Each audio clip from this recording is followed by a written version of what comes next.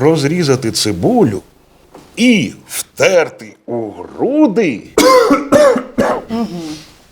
Зараз.